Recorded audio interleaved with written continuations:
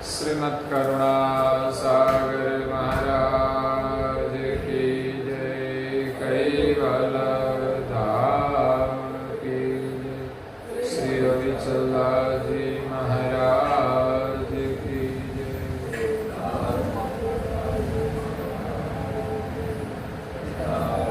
सात केवल साहेब, सब केवल साहेब, सब केवल साहेब।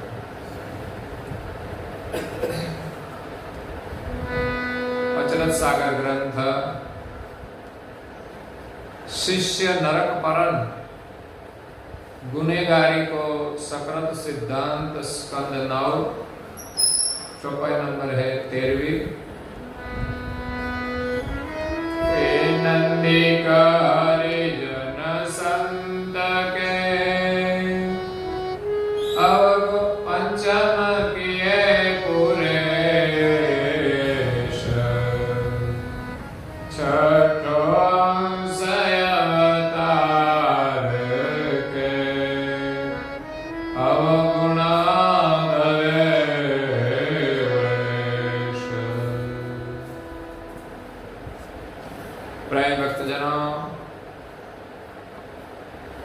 ज्ञान संप्रदाय के आद्य स्थापक अनंत ब्रह्मांडाधीश केवल कर्ता के परम विशेष अंश सकर्ता सिद्धांत का प्रतिपादन करने वाले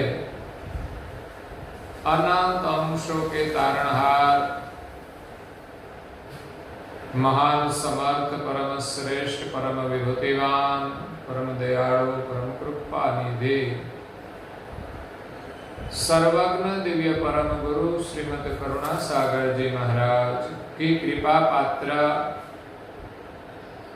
अखंड उपासक परम विदुषी परम पूज्य श्री अचरतबा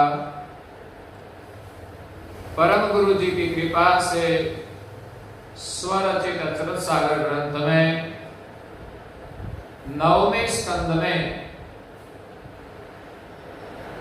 शिष्य नरक परन गुनेगारी सकृत सिद्धांत स्कंद में जगत के जिज्ञासु और मुमुक्षु अंशों को ज्ञान उपदेश देते हुए कहते हैं कि नंदिक हरिजन संत के पंचम किए पुरेश।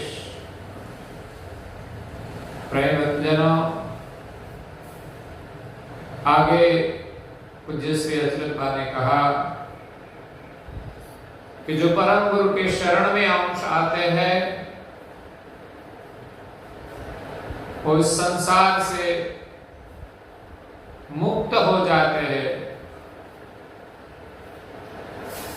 और परम गुरु के शरण में आने के बाद जो छूट जाते हैं वो संसार चक्र में भटकता है या तो नरक में जाना पड़ता है। जिनके लिए सर्जनहार ने 28 नरक कुंड बनाए हैं,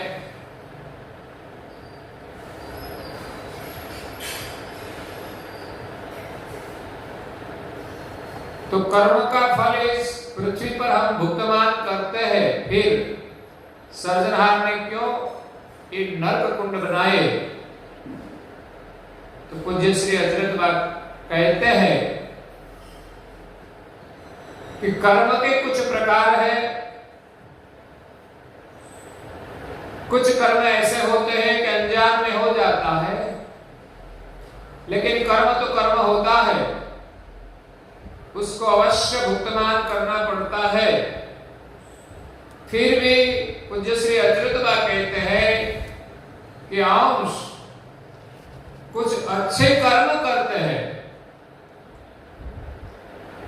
तो अनजान में किया हुआ कर्म उनका क्षम्य हो जाता है। अगर हमने किसी की भूल से किसी का गुनाह किया, लेकिन पता चला कि हमसे भूल हो गई,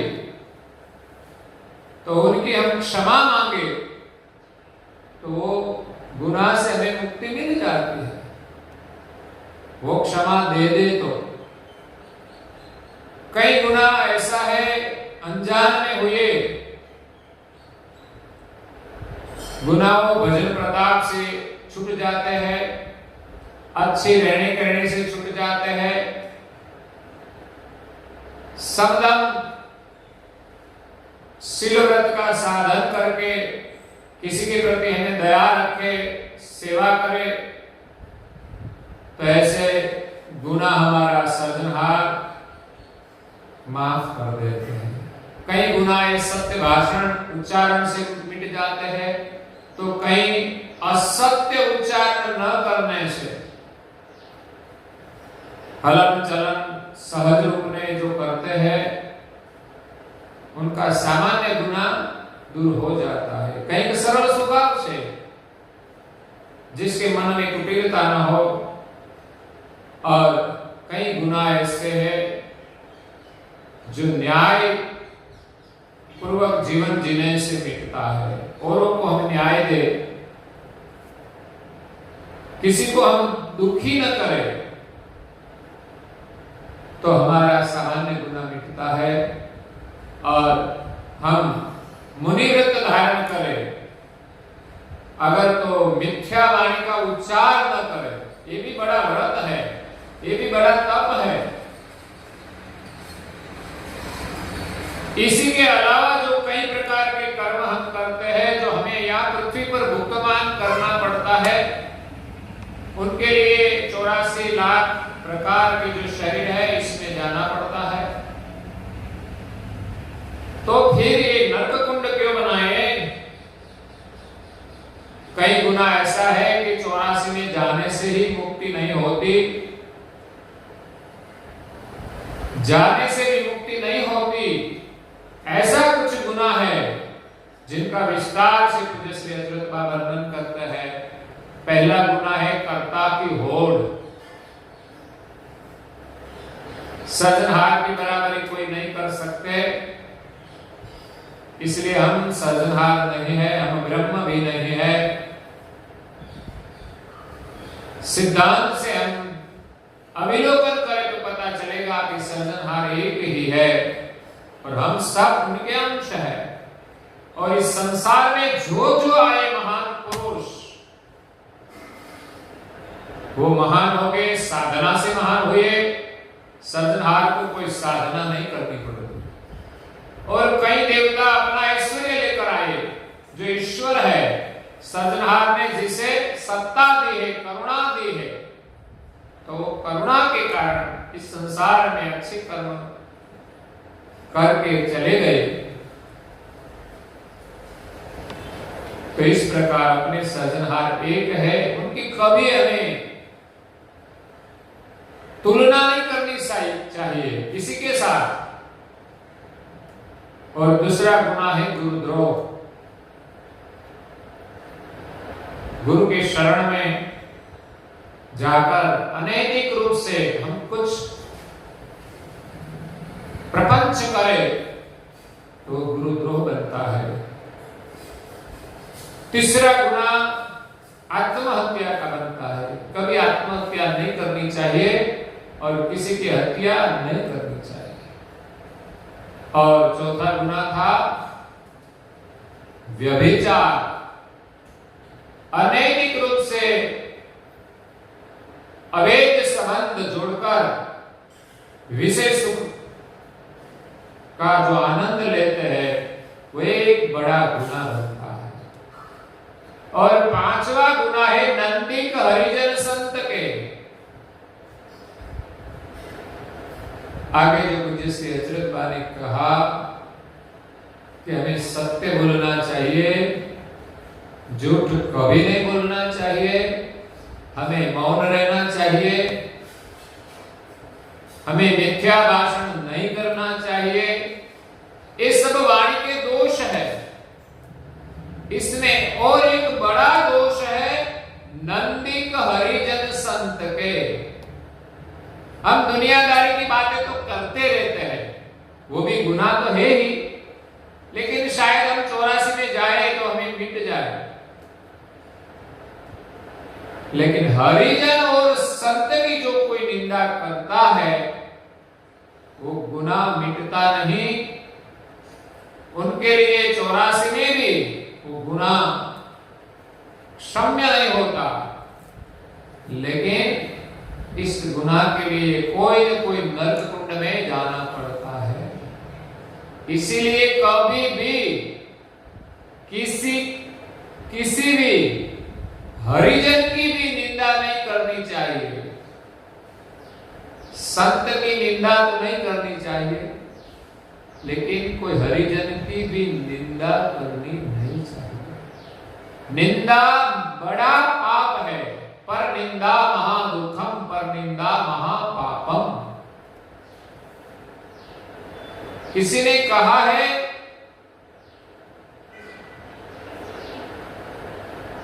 कबीर जी ने कहा है कि कबीरा निंदक ना मिलो,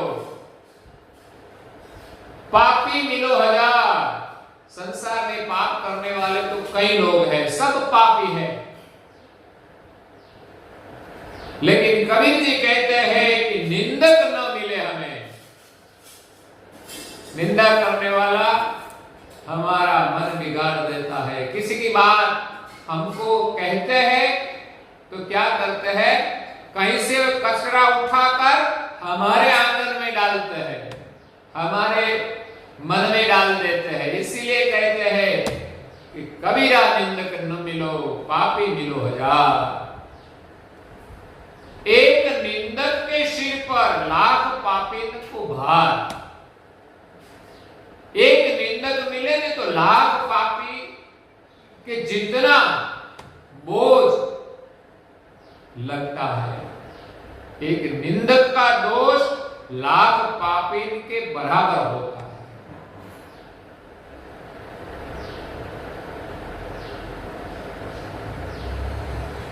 अपनी कोई निंदा करने वाला हो, वो अपनी नजीक रहे तो अच्छा है। क्यों? निंदक नियर राखिए आंगन कुटी छवाय, बिन साबु बिन पानी मेल अपना धोवाय। निंदक करने वाले जिनकी भी निंदा करता है उनका पाप धोने का काम करता है और वो पाप लेकर जाता है। जिनका पाप का शमन होता है वो सब पाप निंदक को मिलता है। इसलिए हमें किसी की निंदा नहीं करनी चाहिए, और हमारे नजदीक कोई निंदक रहे तो हमारे लिए कोई बुरा नहीं है, लेकिन अच्छा है कि वो हमारा आंगन स्वच्छ कर रहा है, हमारा पाप ले रहा है। यहां पूज्य श्री अच्युत बा कहते हैं कि नंदिक हरिजन संत के पंचम के पुरेश। ये पांचवा गुना है हरिजन और संत की निंदा करने वाले नरक कुंड में जाते हैं, वहां भयंकर यातना भुगतान करनी पड़ती है। छठा अंश अवतार के अवगुण धरे उरेश। छठा गुना है अंश अवतार के। इस संसार में जो अवतारी पुरुष आए, देवताएं आए, जो अपना काम करके चले गए, वो चाहे कृष्ण हो, चाहे राम हो, चाहे बुद्ध हो, चाहे महावीर हो, चाहे हजरत मोहम्मद पैगंबर हो, सभी अंश आए, वो अपना काम करके चले गए। ऐसे विशेष गति के जो अंश है, उनका जो कृत है, उनकी जो क्रिया है, इसमें भी कभी किसी को दोष दिखाई देता है तो उनका अवगुण देखते हैं। लेकिन पूज्य श्री अच्युत बा कैसे हमें छोटे मुंह से बड़ी बात नहीं करनी चाहिए। हम कैसे हैं, हमारे में कितने दोष है वो तो पहले देखे, बाद में अवतारी पुरुषों की हम निंदा करें। परम गुरु जी ने जो ग्रंथों में बात कही है वो अपने स्थान पर रहकर न्यायिक दृष्टि से उसने वर्णन किया है, और विशेष गति के जो अंश है उसकी विशेषता का भी दर्शन किया है। उसने कहीं भी किसी प्रकार की निंदा नहीं की, और वो कह सकते हैं, हम नहीं कह सकते, क्योंकि हमारे लिए अवतारी पुरुष आदरणीय है। उसने जो काम किया है उनका 1% हम नहीं कर सकते। हमें दूसरों का दोष नहीं देखना चाहिए। पहला दोष तो यही कि हमें किसी का भी दोष नहीं देखना चाहिए। मैंने कहा ना कि एक व्यक्ति था, वो संत के शरण में आया और कहने लगा कि मैं तो एक शूद्र जाति का हूं,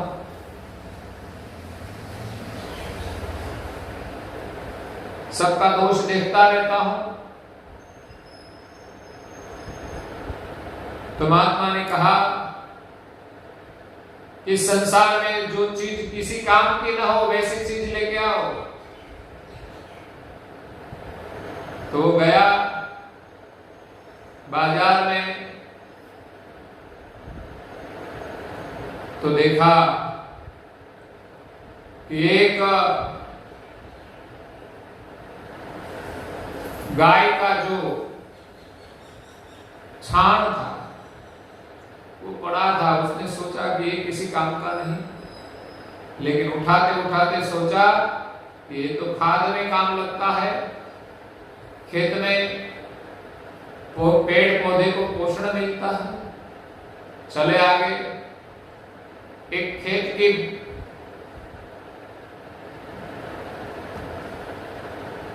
सुरक्षा के लिए एक बाड़ बनाई थी जो कांटों की थी। उसने लगा कि कांटों किस काम का हो, तो किसी को लग जाए, लेकिन सोचा कि अपनी जगह पे वो जरूरी है। अगर कोई कांटा रोड पे पड़ा हो तो उसको हटाना चाहिए, लेकिन वो कांटा भी किसी काम का है, वो सही जगह पे रखा जाए तो वो सुरक्षा का काम करता है। इस प्रकार जहां जहां गए, जो जो चीज देखी उसने लगा कि ये काम की नहीं, लेकिन सोचा आगे तो पता चला कि सब चीज काम की है। तो इस संसार में किसी की भी निंदा नहीं करनी चाहिए कि किस काम का नहीं है। उसका गुण देखे तो सब कुछ काम का है। तो यहां पूज्य श्री अचरत बा कहते हैं कि छोटी बड़ी निंदा तो हम कर ही लेते हैं, रह भी नहीं सकते। क्या होता है कि नहीं? ये भाई ऐसा है, वो भाई ऐसा है, वो तो हम कर ही लेते हैं। बाजार में बैठते हैं तो बिन जरूरी बातें भी होती है। पता नहीं ये कर्म का फल हमें भुगतान करना पड़ेगा, इस बातों से हमें क्या लेना देना।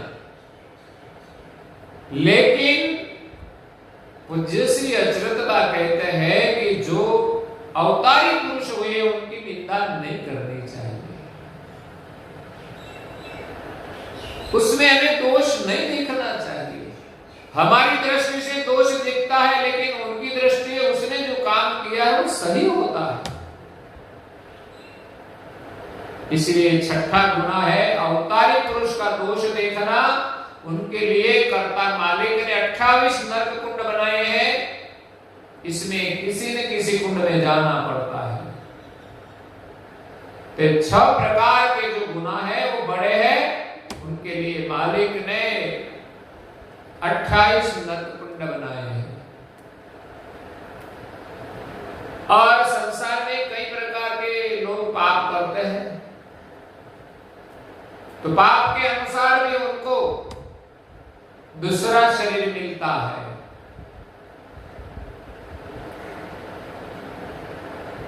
किसी के पैसों की चोरी कर लेता है तो उनके लिए कुछ शरीर धारण करना पड़ता है। किसी के कपड़े की चोरी करे तो उनके लिए कोई अलग शरीर धारण करना पड़ता है। किसी की हत्या हम कर दे तो उनके लिए मैंने कहा था कि प्राणी में जाना पड़ता है। बड़े भाई का अपमान किया, अगर तो घर में पिताजी का अपमान किया, उनका भी बदला देना पड़ता है।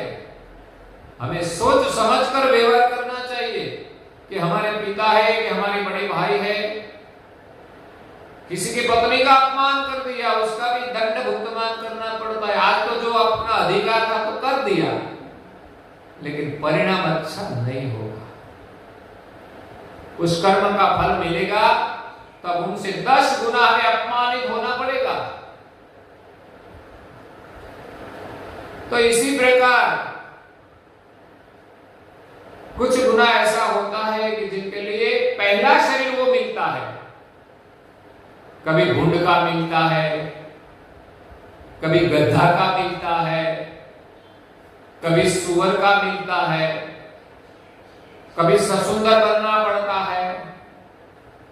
ऐसे ऐसे कर्म होते हैं कि जिस कर्म के फलस्वरूप हमें पहला ये शरीर मिलता है, बाद में और कई प्राणियों का शरीर धारण करना पड़ता है, बाद में पुनः हमें मानव का शरीर मिलता है। लेकिन ऐसा गुना 6 प्रकार के हैं जिनके लिए हमें नरक में जाना पड़ता है। हम तो प्रभु से प्रार्थना करें कि 6 गुना तो न हो, लेकिन और किसी प्रकार का जो गुना है जिसको भुगतान करने के लिए हमें 84 में जाना पड़ता है, वो सब गुना से हम प्रभु बचाए।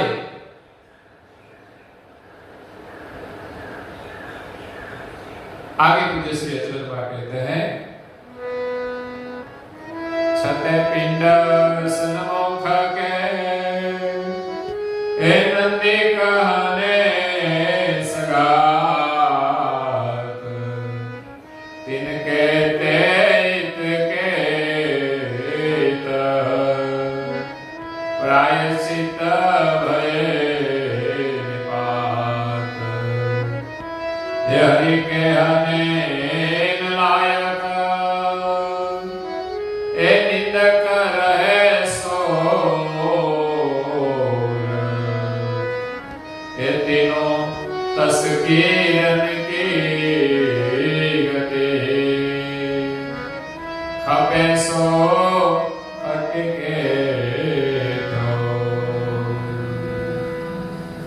छते पिंड सन्मुख के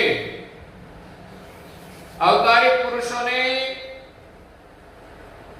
जो अवतार लिए वो कई प्रकार के ऐसे राक्षस थे जो हमेशा अवतारी पुरुषों की निंदा करते थे। हिरण्यकशिपु ने क्या किया था? वो हमेशा गोविंद की निंदा करता था, क्योंकि हिरण्यकशिपु का भाई जो हिरण्याक्ष था उनका वध विष्णु ने किया था, वो उनका दोष था।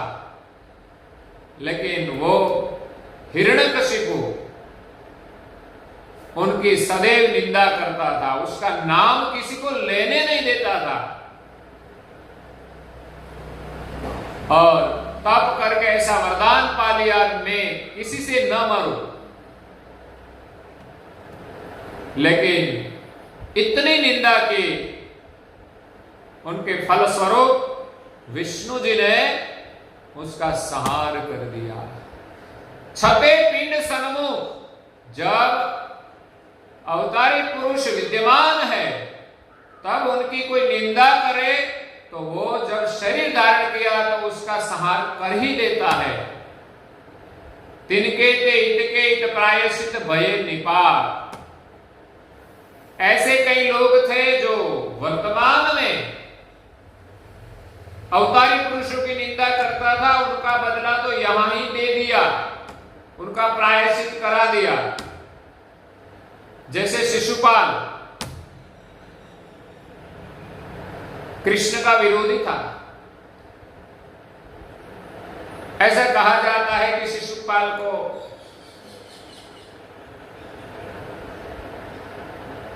कुछ अंग ज्यादा थे, हाथ, ऐसा जन्म लिया था और कहा गया था कि जिसकी गोद में बैठेगा और उसका जो अलग हाथ है वो खर जाएगा, गिर जाएगा, उनसे ही उनका मृत्यु होगा। एक बार ऐसा प्रसंग हुआ और पता चला कि श्री कृष्ण के हाथ से उनका मृत्यु है।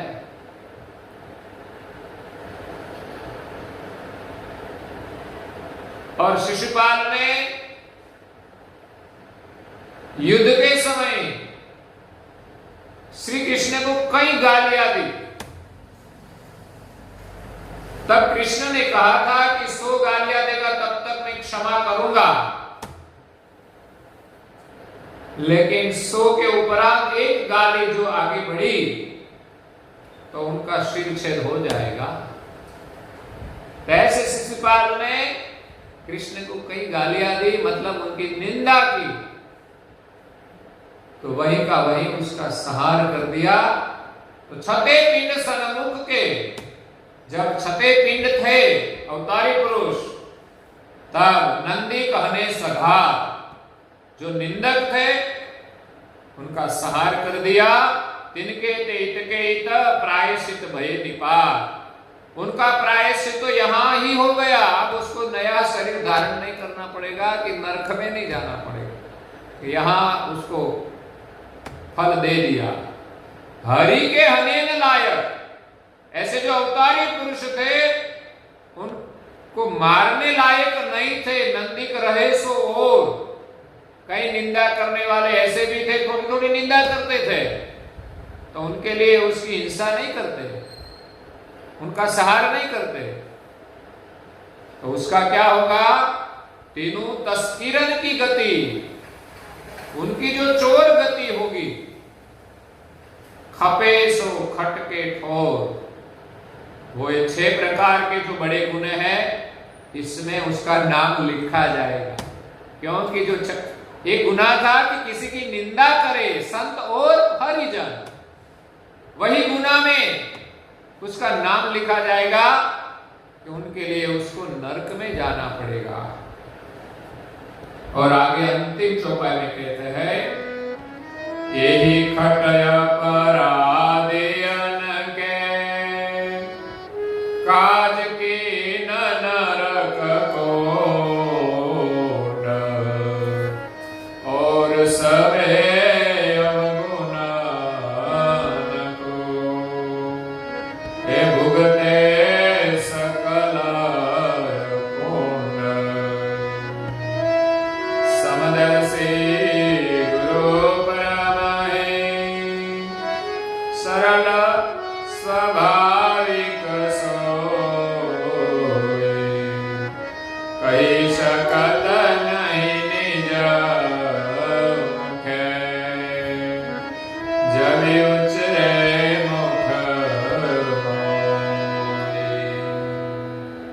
यही खट अपराधियन के काज कीन नरक कुंड। 6 प्रकार का अपराधी का वर्णन किया। कर्ता होड़, गुरुद्रोह, आत्महत्या और व्यभिचार, संत और हरिजन की निंदा और अवतारी पुरुष के दोष का जो दर्शन करे, ऐसे 6 प्रकार के अपराधी के लिए सर्जनहार ने नरक कुंड बनाए हैं। और सबे अवगुणन को भुगते सकल अपुंड, और प्रकार के जो दोष है, 6 गुना के अलावा जो दूसरा दोष है, उनको भुगतमान करने के लिए उसको नरक में नहीं जाना पड़ेगा, लेकिन 84 में जाकर कई प्रकार के शरीर धारण करके उनका कर्म का फल भुगतमान करना पड़ता है। समदर्शी गुरु परम ही, परम गुरु समदर्शी है, सबको समदृष्टि से देखते हैं। सरल स्वाभाविक सोय, जो सरल स्वभाव के है, कही शकत नहीं निज मुखे, ऐसी 6 प्रकार के गुना की बात अपने मुख से नहीं कह सके, क्योंकि उनका सरल स्वभाव है, समदर्शी है। इसलिए उसने ये बात स्वमुख से नहीं कही, लेकिन जब उचरे मुख मोय, पूज्य श्री अचरत बा कहते हैं कि मेरे मुख से उसने ये उच्चार करके आप सबको बताया कि इस प्रकार के जो गुनाह करते हैं उनकी सजा इस प्रकार नरक कुंड की होती है। तो शिष्य नरक परन गुनेगारी को, शिष्य नरक में जो जाते हैं ऐसे अपराध का वर्णन सकृत सिद्धांत के अनुसार किया है, जो सर्जनहार का कर्म का सिद्धांत है। इसी के अनुसार कर्म का फल हमें भुगतान करना पड़ता है। तो अब आगे पूज्य श्री अचरतबा 10वें स्कंद में जनमुख उच्चारण प्रतीत को सकृत सिद्धांत का वर्णन करते हैं 10वां स्कंद में, वो हम कल सुनेंगे। और आज के प्रवचन को हम यहाँ विराम देते हैं। श्रीमद् करुणा सागर जी महाराज की, कैवल धाम की, श्री विचलदास जी महाराज की,